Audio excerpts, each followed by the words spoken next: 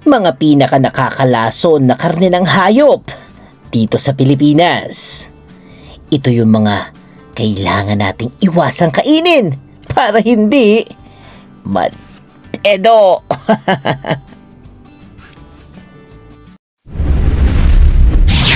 Pinoy's World TV.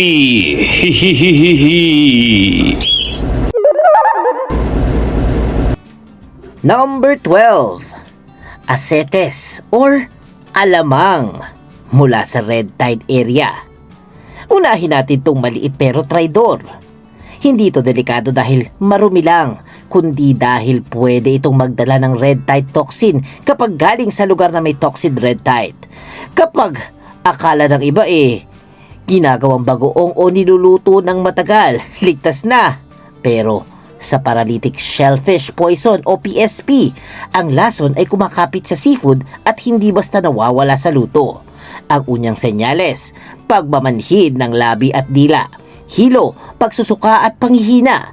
Sa severe cases, umaabot sa hirap sa paghinga. Kaya kapag may BFAR shellfish ban sa lugar, huwag basta bumili ng alamang sa mga palengke na hindi klaro ang pinanggalingan. Maliit man ito, kapag may toxin, hindi na ito simpleng sausawan. Medical emergency na to. And take note ha, yung galing sa Red Tide area ito. Number 11. Philippine oyster or talaba. Ito'y may dating scientific name na Crassostrea irideae at ngayon ay madalas tinutukoy bilang Magallana billeniata. Ay masarap kainin ito ng sariwa, inihaw o may suka. Pero dahil filter feeder ito, sinasalan nitong tubig para kumain. Kapag ang tubig ay may nakakalasong algae, naiipon ang toxin sa laman. Ang delikado sa talaba, hindi mo ito malalaman sa amoy o lasa. Pwedeng mukhang fresh pero may saxitoxin. Sa ilang red tide advisories, kasama ang oysters sa mga shellfish na bawal kainin mula sa apektadong bay. Kaya ang rule, huwag magtiwala sa itsura lamang ha. Magtiwala sa advisory at maging maingat sa pagkain kung saan-saan.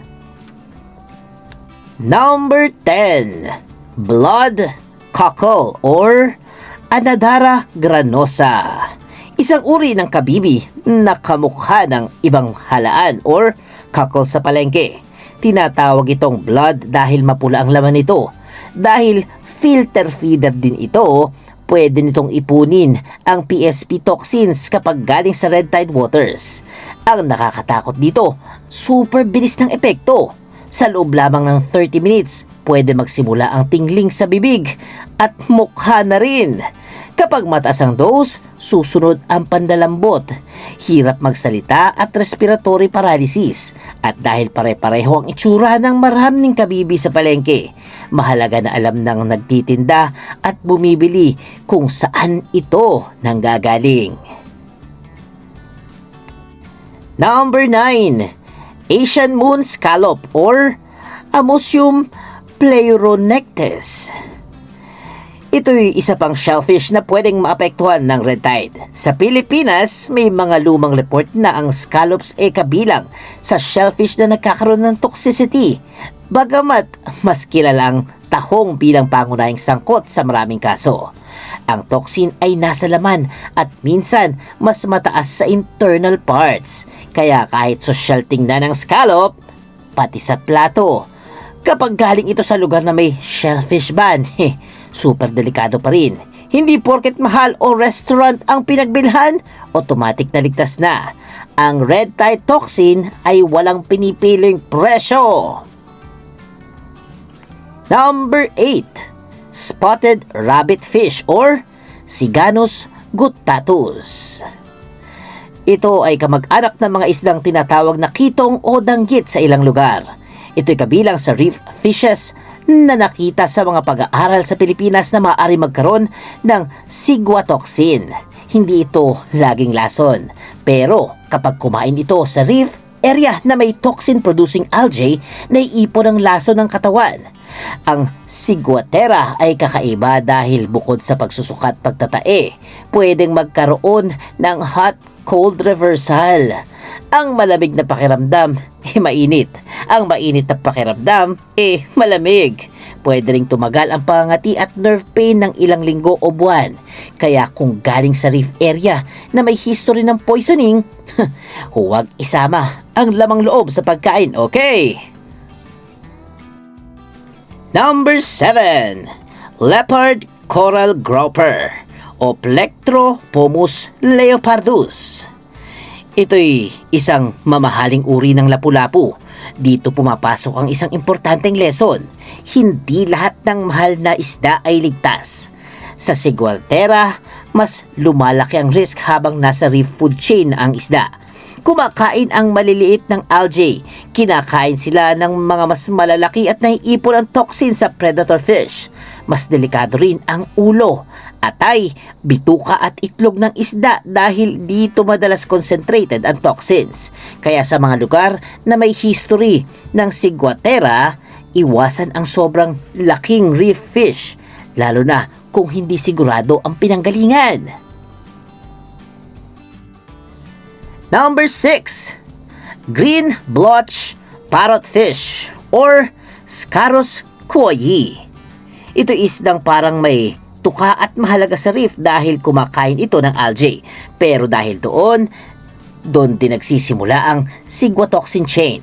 Sa isang screening ng ciguatoxin sa Pilipinas, kabilang at parrotfish sa mga reef fish na binabantayan at may samples na mataas ang toxicity kumpara sa iba. Sa ilang probinsya, ang parrotfish ay tinatawag na molmol or mamulmol. Hindi ito ibig sabihin na lahat ng parrotfish bawal. Pero kapag galing sa risky reef area, dapat may pag-iingat. Ang problema sa ciguatera, walang amoy, walang lasa at hindi nawawala sa prito, sigang o ihaw, ang poison!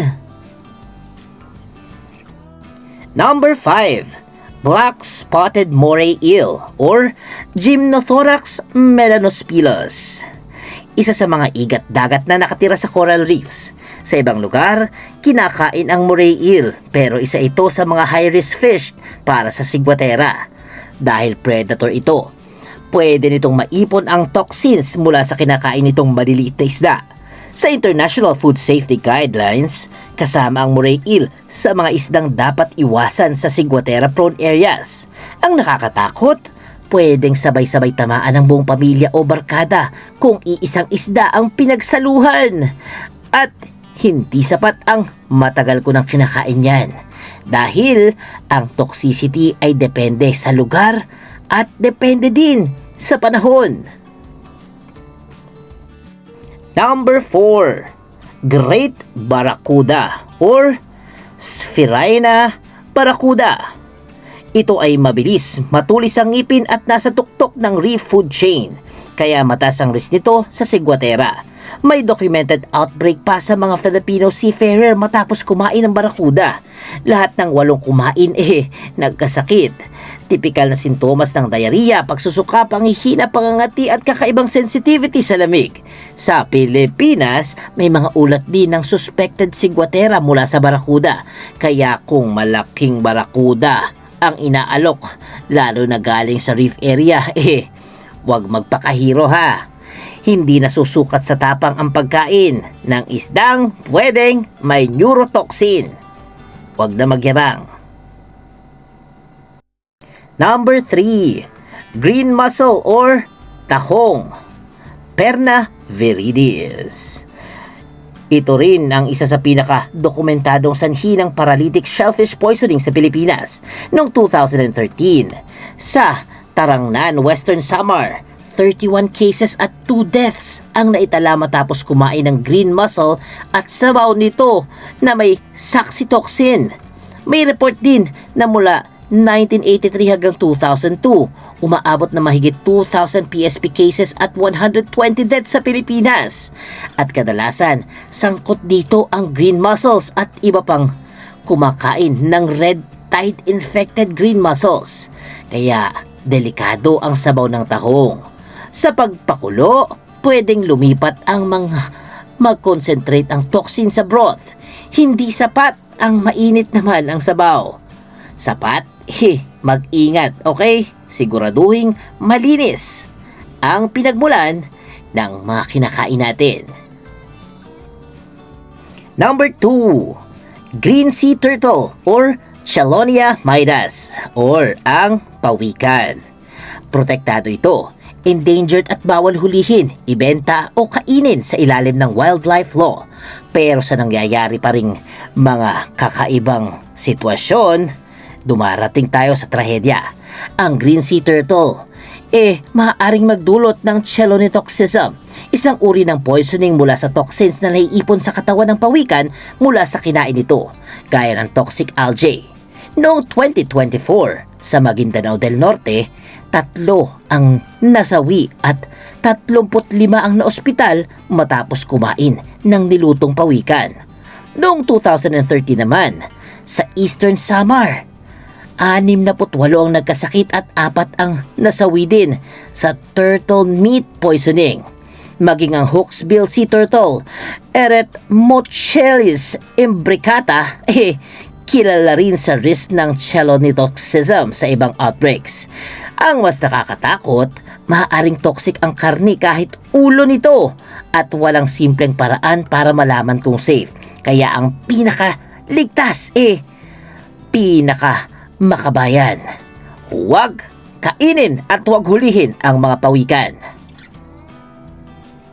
Number 1, silver-cheeked toadfish or Lagocephalus celeratus, isang butete. Ito ay delikado dahil sa tetrodotoxin o TTX, isang neurotoxin na sobrang tapang at hindi nasisira sa luto, yelo o pagpapatuyo.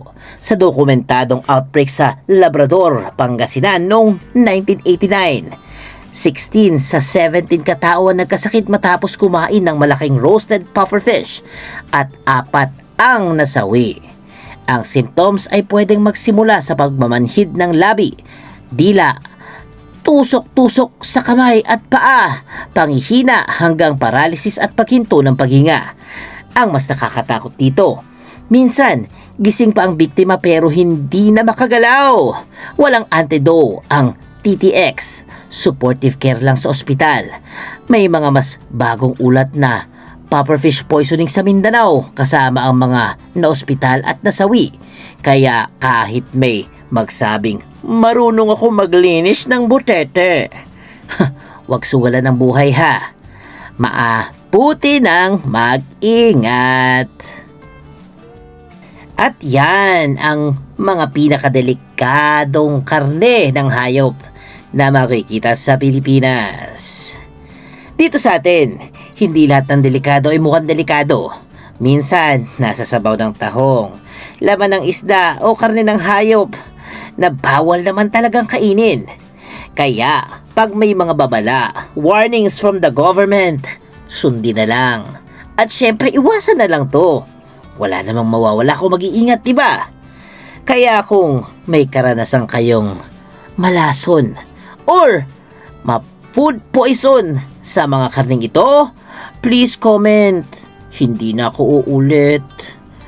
At syempre, huwag nyo naman kalimutan mag-like, mag-share, mag-comment at mag-subscribe sa ating maliit na channel. Kasi, may Pinoy dyan, may Pinoy doon, may Pinoy dito. At syempre, may Pinoy's World TV. Sheesh! Mag-subscribe, like, share, and comment na lang ha. Goodbye guys!